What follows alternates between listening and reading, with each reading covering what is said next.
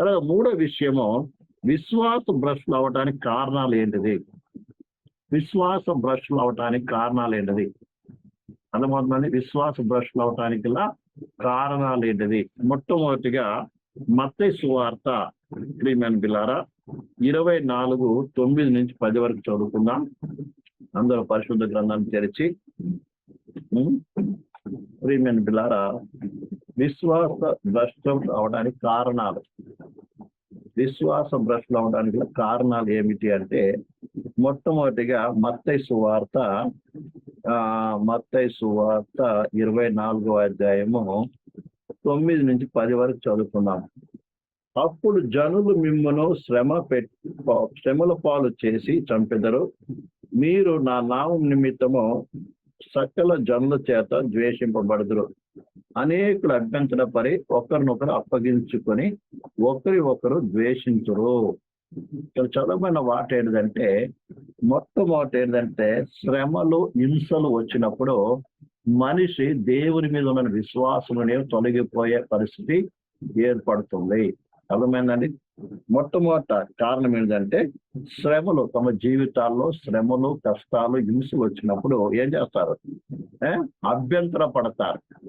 మనం కూడా చూసాం. మరొక విషయాన్ని కూడా చూస్తాం. మనము ఈ యొక్క విత్తువాని గురించి ఉపమానం చదువుతున్నప్పుడు, ప్రియం ద్వారా శోధనలు శ్రమలు కలిగినప్పుడు, తర్వాత ప్రియం ద్వారా ధనాపేక్షను బట్టో ఇలా రకరకాల పరిస్థితి వచ్చినప్పుడు ఏమవుతావు? వాళ్ళ విశ్వాసము కోల్పోతారు అని దేవుని వాక్యం చూస్తున్నాం. కాబట్టి మొట్టమొదటి కారణం ఏంటంటే, హింసలు, బాధలు వచ్చినప్పుడు ఏమవుతారు?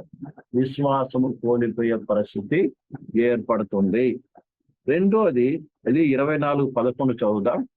అనేకులైన అబద్ధ ప్రవక్తలు వచ్చి పలువురిని మోసపరచెదరు. రెండోది ఏంటంటే, అబద్ధపు బోధ, ఫాల్స్ టీచింగ్. ఇందులో అనేక మంది అబద్ధపు బోధ విని ఏమవుతారు? దేవుని మీద విశ్వాసము కోల్పోతున్నారు. అర్థమవుతుందండి. ఇది అనేక మంది, కొంతమంది నరకం లేదని బోధించేవారు ఉన్నారు. అర్థమైందండి. యేసు నామంలో జ్ఞానం పొందాలని బోధించేటువంటి వారు ఉన్నారు. అర్థమైందా? ఇంకా రకరకాల బోధనలు చేసేటువంటి వారు ఉన్నారు. అది కాకుండా అనేక మంది మరి ఇతర మతస్థులు కూడా అనేక రకాలుగా బోధిస్తున్నారు. యేసు ప్రభు మీద బురద చల్లుతూ ఉన్నారు. అర్థమవుతుందండి. క్రిస్టియానిటీ మీద బురద చల్లుతూ ఉన్నారు.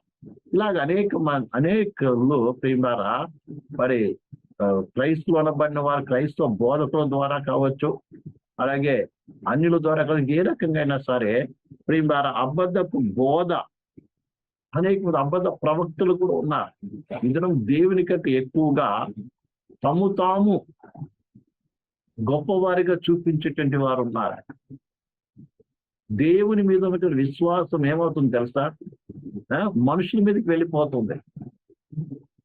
ఇదము ప్రభు అయిన యేసుకు ప్రకటించేటువంటి బదులు తాము ప్రకటించుకునేటువంటి వారు చాలా మంది ఉన్నారు.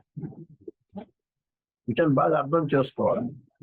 ఇది అనేక మంది నమ్మకాలు ప్రియులారా దేవుని మీద కాకుండా ఎవరి మీద ఉంది? మనుషుల మీద ఉంది, సేవకుల మీద ఉంది, పాస్టర్ల మీద ఉంది. అందుకే ప్రతిదానికి ఏం చేస్తారంటే సేవకుల మీద ఆధారపడుతూ ఉంటారు. వాళ్ళు ప్రార్థన చేస్తేనే ఆలకిస్తాడు, వాళ్ళు ప్రార్థన చేయాలి, వాళ్ళు అన్నీ చేయాలి, మరి వీళ్ళు మాత్రం ఏమీ చేయరు.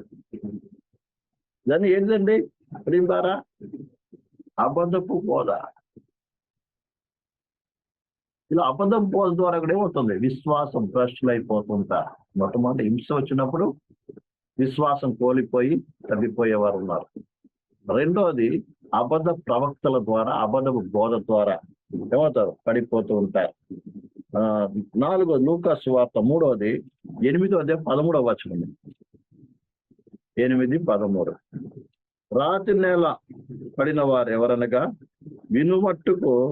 వినున్నప్పుడు వాక్యము సంతోషం అంగీకరించేవారు, కానీ వారికి వేరు లేనందున కొంచెము కాలము నమ్మి శోధన కాలం తొలగిపోదురు. శోధనలు, శ్రమ, హింస వేరు, శోధన వేరు. శోధన అంటే ఏంటండి? ఇదిగో నీకు వస్తువు, యేసయ్యని సైతాను శోధించాడు కదా, ఏమని? నీకు ఆకలి అవుతుంది కదా, అన్నం తిను. దాని కొరకు ఏం చేయాలి? రాళ్ళు రొట్టెలుగా చేసుకొని తిను. అర్థమైందండి. నువ్వు దేవుని కుమారుడు కదా, గొప్పోడు కదా, పైన దూకు, ఇదంతా నీకు ఇస్తాను, ఒక్కసారి నాకు మొక్కు. ఇలా సైతాన్ అనేక రకాల శోధిస్తుంటుంది. అలాగే మనకు శోధనలు వస్తాయి. ఏం లేదు, చిన్న అబద్ధం ఆడే నీకు ఇంత డబ్బు దొరుకుతుంది, అబద్ధం. లేకుంటే ఈ పని చేసావనుకో నేను గొప్పగా చేస్తాం. ఇలా రకరకాలుగా శోధన అనేది మెంటల్ గా ఏం చేయడం, లాగటం, ఆకర్షించడం. శోధన శ్రమ అంటే ఏంటిది? హింస అంటే శారీరకంగా బాధించడం. కాబట్టి శోధన వచ్చినప్పుడు ఏమవుతారు? ఇప్పుడు యేసు నమ్ముకున్నందుకు నువ్వెంతో ఇబ్బందులు పడుతున్నావు ఆర్థికంగా, డబ్బు లేదు నీ దగ్గర. సైతాన్ మెల్లిగా ఏం చేస్తాడు? డబ్బు చూపిస్తుంది నీకు. కానీ అక్కడ చిన్న లిటికేషన్ ఏంటంటే ఒక చిన్న అబద్ధం ఆడు. లేకపోతే 24 గంటలు డ్యూటీ చేయి, ఆదివారం కూడా చర్చికి పోవద్దు, ఏ ప్రార్థనకు పోవద్దు, ఎప్పుడు పొద్దున్న నుంచి 6 గంటల నుంచి 6 గంటల వరకు. ఇలా రకరకాలుగా సైతం చేస్తాను. నీకు రుచి చూపించి దానికి అవ్వకి ఆ పండు చూపించింది. ఈ పండు చూసిన ఏమైంది? ఎంతో ఏమైందంటే అందంగా, ఎంతో రుచికరంగా కనబడిందంట. అలా చూపిస్తారు. ఇందులో అనేక మంది వారు ఎన్నో కార్యాలు చెప్తూ ఉంటారు, కానీ దాని వెనుక వస్తున్న పర్యవసనం గురించి చెప్పరు. మంచి గురించి చెప్తుంటారు కదా, దాని వెనక వచ్చే చెడు పరిమాణం గురించి చాలా మంది చెప్పరు. కాబట్టి వీరి ద్వారా ఇలా శోధన తగ్గిపోతుంటారు. అర్థమైందండి? విషయాన్ని బాగా మనం అర్థం చేసుకోవాలి. తర్వాత 4వది వీరి ద్వారా లౌకికత్వము, లోకము. అర్థమైందండి? లోకాన్ని చూచి, లోకం యొక్క స్నేహము చూచి అనేక ఏమవుతారు తెలుసా? పడిపోతూ ఉంటారు. అంటే దేవిశ్వాసం తొలగి పోతూ ఉంటారు. 2వ తిమోతి రాసిన పత్రిక 4:4. 2వ తిమోతి రాసిన పత్రిక 4:4. సత్యమునకు చెవి ఇయక కల్పనా కథల వైపు తిరుగు కాలము వచ్చును. అయితే నీవు అన్నిటి విషయం మితముగా ఉండము, శ్రమ పడము, సువార్త పరిచయం, నీ పరిచయం సంపూర్ణముగా జరిగించుము. యాకోబు రాసిన పత్రిక 4:4. వ్యభిచారులారా, ఈ లోక స్నేహము దేవునితో వైరమని మీరు ఎరగరా? కాబట్టి ఎవడు ఈ లోకముతో స్నేహము చేయగోరునో వాడు దేవునికి శత్రువును. లోక స్నేహాన్ని కోరుకుంటేవారు. అర్థమైందండి? ఏ స్నేహము? లోక స్నేహాన్ని కోరుకుంటే వాడు. విషయాన్ని మనం బాగా అర్థం చేసుకోవాలి. ఎవరైతే లోక స్నేహాన్ని కోరుకుంటారో ప్రియమైన బిడ్డలారా, వారి పరిస్థితి ఏమవుతుంది? దేవునికి దూరం అయిపోతూ ఉంటాడు. వాడు దేవునికి శత్రువు అవుతాడు. అందరిని ప్రేమించాలి, నా బంధువులు, నా ప్రియులు, మరి అలాగే నా చుట్టుపక్కల వాళ్ళు, నేను పనిచేసే స్థలంలో అందరికీ నన్ను ప్రేమించాలని వారిని మెప్పించుట కొరకు ఎవరైతే ప్రయాసపడతారో లోకం యొక్క మెప్పు, లోకం యొక్క స్నేహము అదే కోరుకుంటారో ప్రియమైన బిడ్డలారా, ఏమవుతావు? దేవునికి ఏమో విరోధి అవుతావు, దేవునికి దూరం అయిపోతావు. అర్థమైందండి? లోక స్నేహం కూడా ఏం చేస్తుంది? దేవునికి దూరం అవుతుంది. అందుకే లోకము ఒకవేళ నిన్ను ద్వేషిస్తే నేను సంతోషపడమన్నాడు. ఒకవేళ లోకం నేను ప్రేమిస్తే దాని అర్థం ఏంటంటే నువ్వు దేవుని నుంచి దూరం అయిపోయినట్టు. ఈ విషయాన్ని బాగా అర్థం చేసుకోవాలి. కాబట్టి విశ్వాస భ్రష్టులు కావడానికి కారణం ఏంటంటే మొట్టమొదటి శ్రమ కారణమవుతుంది. శ్రమ, హింస. 2వది తప్పుడు ఉపదేశము. 3వది శోధన. 4వది లౌకికత్వం. అర్థమైందండి? 4వది ఏంటండి? లౌకికత్వము. 5వది ఏంటంటే ప్రియమైన పిల్లారా, దేవుని గూర్చిన జ్ఞానము లేకపోవటము. దేవుని గూర్చినటువంటి జ్ఞానము లేకపోవటము. అర్థమైందండి? అందుకే దేవుడు చక్కగా రాయబడుతుంది. ప్రియులారా, ఎఫెసీ రాసినటువంటి పత్రిక 11వ క్షమించాలి, ఎఫెసీ రాసిన పత్రిక 4వ అధ్యాయము 11 నుంచి చదువుదాం. 11 నుంచి 14 వరకు. మనమందరము విశ్వాస విషయంలో దేవుని కుమారుని గురించిన జ్ఞానం విషయంలో ఏకత్వం పొంది సంపూర్ణ పురుషులకు వరకు, అనగా క్రీస్తు కలిగిన సంపూర్ణతకు సమానమైన సంపూర్ణత కలవారు వరకు ఆయన ఇలాగు నియమించాడు. పరిశుద్ధులు సంపూర్ణగునట్లు క్రీస్తు శరీరము క్షేమావృద్ధి చెందుటకును పరిచర్య ధర్మము జరుగుటకును ఆయన కొందరిని అపోస్తులుగాను, కొందరిని ప్రవక్తులుగాను, కొందరు సువార్తికులుగాను, కొందరిని కాపర్లుగాను, ఉపదేశకులుగా నియమించెను. అందువలన మనం ఇక మీదట పసిపిల్లమై ఉండి మనుషుల మాయోపాయం చేత వంచనతోనూ తప్పు మార్గమునకు లాగు వృత్తితోనూ గాలికి చెదరగొట్టు కొనిపోనట్టు కల్పింపబడినటువంటి ప్రతి ఉపదేశమునకు ఇటు అటు కొట్టుకొని పోవచ్చు అల్ల చేత ఎగరగొట్టబడిన వాడై ఉండక ప్రేమ కలిగి సత్యము చెప్పుచు క్రీస్తువై ఉండక మనం అన్ని విషయంలో ఎదుగుదాము. ఇక్కడ ఖచ్చితంగా రాయబడింది ప్రేమ ఏంటంటే, రక్షణ పొందిన ప్రతి విశ్వాసి కూడా ఏం చేయాలంట, దేవుని కుమారుని గూర్చిన జ్ఞానం విషయంలో ఏకత్వం పొంది సంపూర్ణ పురుషుడగు వరకు, అనగా క్రీస్తున కలిగిన సంపూర్ణ సమానమైన సంపూర్ణ కలవారు వరకు ఏం చేయాలి, ఆయన నియమించాడు. ఏం నియమించాడు? సంఘములో అపోస్తులను, ప్రవక్తలను, బోధకులను, కాపరులను, సువార్తికులను. కాబట్టి ఒక వ్యక్తి సంఘములో ఉండి క్రీస్తును గురించినటువంటి జ్ఞానములో ఎదగాలి. నువ్వు జ్ఞానంలో ఎదగకపోతే, ప్రియులారా, ఆయన గురించి బాగా తెలుసుకోకపోతే, దేవుని గురించి, క్రీస్తు గురించి నువ్వు పరిపూర్ణంగా ఎరగకపోతే నిశ్చయముగా ఏమవుతాం? ప్రియులారా ఏమవుతుంది? విశ్వాసం కోల్పోయే పరిస్థితి వస్తుంది. అందుకే దినదినం ఏం చేయడం, మనము దేవుని గురించి, క్రీస్తు గురించి ఏం చేయాలి? అన్ని విషయాలు ఏం చేయాలి? నేర్చుకోవాలి, ఎదగాలి, జ్ఞానంలో ఎదగాలి. అది కింద అంటాడు, పసిపిల్లగా ఉండొద్దు అంటాడు. ఒక పసిపిల్లవాడి వల్ల ఉంటే నువ్వు ఆత్మీయతలో ఎదగకుండా ఉన్నట్లయితే, ప్రియమైన బిల్లారా, ఏమవుతావు? తప్పుడు ఉపదేశాలకు ఏమవుతావు? చెదిరిపోతావు. దేవుడు అంటే ఏమిటి, క్రీస్తు అంటే ఏమిటి, పరిశుద్ధాత్మ అంటే అనేక విషయాలు ఉన్నాయి. ప్రతి విషయం విపులంగా ఏం చేయాలి? నేర్చుకుంటే ఏమవుతావు? నువ్వు స్థిరంగా నిలబడతావు. అవును, ఇది కరెక్టు, ఇది సత్యము,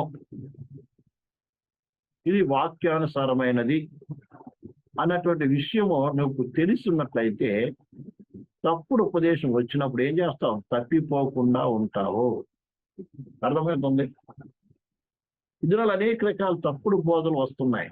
చాలా మంది అది గుర్తించలేరు కూడా. చాలా మంది విశ్వాసులు కావాలి, సేవకులు గుర్తించలేరు. అంతా ఒకటే అనుకొని ఏమవుతారు? ప్రియమైన బిడ్డలారా, విశ్వాసం తప్పిపోతున్న వారు ఉన్నారు. యేసు ప్రభు గురించి తెలియకపోవటం బట్టి, యెహోవా విట్నెస్ అని ఉంది కదా, మీరు విన్నారా? యెహోవా విట్నెస్. వారు యేసు ప్రభు దేవుడు కాదు అంటారు. అర్థమైందండి? యెహోవాయే దేవుడు అండి, యేసు ప్రభు ఒక సృష్టి అండి అని బోధిస్తూ ఉంటారు. మరికొంతమంది బోధనలు ఉన్నాయి. యేసు ప్రభు, యెహోవా దేవుడు పెద్ద దేవుడు, యేసు ప్రభు చిన్న దేవుడు, ఆ తర్వాత యేసు ఏంటిది పరిశుద్ధాత్ముడు ఇంకో దేవుడు. అంటే ఒకరి తర్వాత ఒక చిన్న దేవుడు, పెద్ద దేవుడు. మరి కొంతమంది బోధిస్తున్న పరిశుద్ధాత్మ అనే శక్తి, అదొక శక్తి, ఒక పవర్ అని బోధించేవారు ఉన్నారు. ఇలా రకరకాలు ఉన్నప్పుడు ఏమవుతావు? నువ్వు కూడా ఏమవుతావు? తెలియకపోతే, వాడి గురించి తెలియకపోతే ఏమవుతావు? తప్పిపోతావు. అందుకని అందుకే పరిశుద్ధ గ్రంథం రాయబడింది, దేవుని గురించిన జ్ఞానము కొందరికి లేదు. దేవుని జ్ఞానం కొందరికి ఏంటంటే లేదంట. అందుకే దేవుని జ్ఞానం సంపాదించుకోవాలి. ఈ దినం మనం లోకంలో ఏం జరుగుతుందో మనకు వెంటనే తెలుసుకుంటాం. ఏదైనా ప్రశ్న అడిగినప్పుడు, ఏమైనా అడిగితే ప్రియుడు అడగడం అనుకుంటే లోకం గురించి ఈరోజు ఏం జరిగిందని, ఇలా పలానా సినిమా గురించి కానీ, సినిమా యాక్టర్స్ గురించి కానీ, లేదా పలానా రాజకీయ నాయకుల గురించి కానీ, ఇంకా అవి అడిగినప్పుడు అందరూ అన్ని చెప్తారు కానీ దేవుని గురించి అడిగితే మాత్రం ఒక్కరికి కూడా క్వశ్చన్ ఒక ఆన్సర్ రాదు. ఎందుకు? బైబిల్ నుండి ఒక వాక్యం గురించి ఒక అడిగినప్పుడు ఎందుకు జవాబు ఖచ్చితంగా చెప్పలేరు? అంటే దేవుని గురించి మనం ఎంతోమంది దినం చూడండి, దేవుని బైబిల్ స్టడీ ఎందుకు? నేను చెప్పాను, ప్రసంగం చేయటం వేరు, బైబిల్ స్టడీ వేరు. బాగా అర్థం చేసుకోవాలి. బైబిల్ స్టడీ ద్వారా మనం ఏమవుతాం? ఆత్మీయ కట్టబడతాం, విశ్వాస స్థిరపరచబడతాం. అర్థమైందండి? వాక్య ప్రకటన లేదా సువార్త ప్రకటన ద్వారా అర్థమవుతుందండి. సువార్త ప్రకటన తన సువార్త బోధ, ఈ రెండింటికి చాలా తేడా ఉంటుంది. చెప్పాలంటే ఇల్లు కట్టేటప్పుడు అన్ని వస్తువులు కొనుక్కొని వచ్చి కుప్పేసుకుంటాం. ఏమండి? సువార్త ప్రకటించేది ఇప్పుడు అలాంటిదే, అన్ని వస్తువులు తీసుకొచ్చి సమకూర్చుకోవటం. కానీ కట్టడం వేరు. సువార్త బోధించడం, బైబిల్ స్టడీ నేర్చుకోవడం అనేది ఏంటంటే కట్టడం లాంటిది. అర్థమవుతుందండి? ఇది చాలా ముఖ్యమైనది. అందుకనే మనం నేర్చుకోవాలి. ఎవరి గురించి? దేవుని గురించి, క్రీస్తు గురించి, అనేక విషయాలు, సంఘం గురించి, ఇవన్నీ కూడా ఎందుకు నేర్చుకున్నప్పుడు ఏంటంటే ఇది సత్యము, ఇది అసత్యము అని మనకు అర్థమై ఏమవుతాం? ఆత్మీయత స్థిరపరచబడతాము. ఇటుకరావు తీసుకొచ్చాం, మంచిదే, కుప్పేసుకున్నాం. ఒక్కొక్కటి చేంజ్ చేయడం, గోడ మీద పెట్టి కరెక్ట్ గా ఫిక్స్ చేయటం, సిమెంట్ పెట్టి దాన్ని సరి చేసి పెట్టడం. అప్పుడు ఏమవుతుంది? అది ఇంకా ఎక్కడికి పోదు. అది అదే కుప్పలో ఉందనుకోండి, ఆ ఇటుకే ఎవరో తెచ్చుకోపోదని తెలియదు, పగిలిపోదో తెలియదు, ఏమవుతుందో తెలియదు. అది ఇల్లు కాదు, కుప్ప ఇల్లు కాదండి. ఏక స్థలంలో అయితే ఒక్కొక్క రాయితీ చక్కగా పెట్టబడిందో, కట్టబడుతుందో దాని ఇల్లుగా తయారవుతుంది. అలాగే మనం కూడా దేవుని నివాస స్థలముగా ఎప్పుడు కట్టబడతామంటే ఒక్కొక్క విషయాన్ని మనం క్షుణ్ణంగా నేర్చుకొని అర్థమైందా, అందులో మనం ఇది సత్యము అనే మన మనసు స్థిరం వచ్చేస్తుంది, స్థిరంగా నిలబడతాం. అప్పుడే ప్రియమైన పిల్లారా అది కట్టబడ్డం అంటే. కాబట్టి ప్రతి విశ్వాసం ఏం చేయాలి? పిల్లారా వాక్యం క్షుణ్ణంగా ఏం చేయాలి? నేర్చుకుని సత్యాన్ని తెలుసుకోవాలి, అది నేను నిలబడాలి. లేకపోతే ఎవరో చెప్పిన వారు వెంబడి వెళ్ళిపోతూ ఉంటారు, చివరికి విశ్వాసం కోల్పోతారు. ఎంతో మంది అలాగా ఎక్కడంటే అక్కడ పరిగెత్తిపోతారు. ఏ వాక్యం అంటే ఆ వాక్యం పరిగెత్తిపోయి చివరికి అది తప్ప ఇది తప్ప, అది ఒప్ప ఇది ఒప్ప, ఆయన చెప్పేది కరెక్టా ఏం చెప్పేది కరెక్ట్ తెలియక మొత్తానికి విశ్వాసం చెప్పి మళ్ళీ అన్ని జనులకు వెళ్ళిపోయిన వాళ్ళు ఎంతో మంది ఉన్నారు, విశ్వాస గ్రూపులు అయిపోయిన వాళ్ళు ఉన్నారు. కాబట్టి ప్రియమైన బిడ్డారా, దేవుని గురించిన జ్ఞానము అంటే క్రీస్తుని గురించి జ్ఞానం లేకపోవడం బట్టి ఏమవుతారు? విశ్వాసం తొలగిపోతారు, విశ్వాసం ప్రశ్న అవుతారు అన్నటువంటిది మనం దేవుని వాక్యం తెలియపరిచిన సత్యం అండి. తర్వాత ప్రేమ ద్వారా 6వది హెబ్రీ రాసిన పత్రిక 6వ అధ్యాయము. నిర్జీవ క్రియలను విడిచి మారు మనసు పొందుటయు, దేవుని అందలి విశ్వాసమును, బ్యాప్టిజం గురించిన బోధయు, హస్త నిక్షేపణయు, మృతుల పునరుద్ధానమును, నిత్యమైన తీర్పు అను పునాదిని మరలా వేయక క్రీస్తును గూర్చిన మూలోపదేశం మాని సంపూర్ణగుటకు సాగిపోవడము.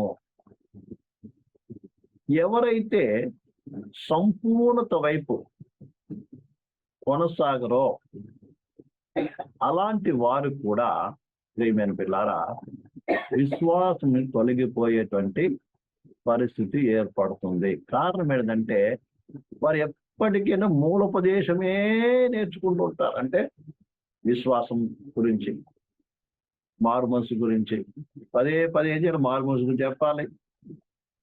పదే పదే చెప్పిందే చెప్తూ ఉండాలి, విన్నదే వింటూ ఉండాలి.